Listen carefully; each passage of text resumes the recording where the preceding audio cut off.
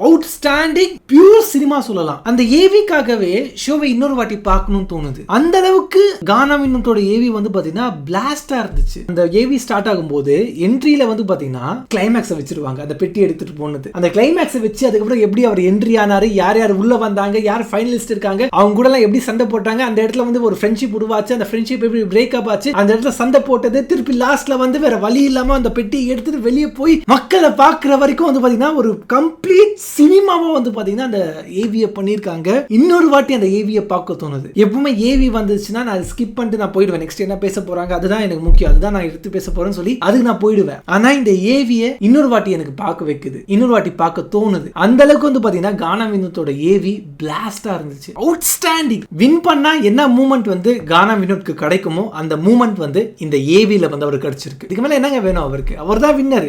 என்ன அந்த டிராஃபி கிடைக்கல, விக்கிபீடியால பேர் வராது கானா வினோத் வின்னர் சொல்லி, ஆனா மக்கள் மனசுல கானா வினோத் தான் வின்னர்.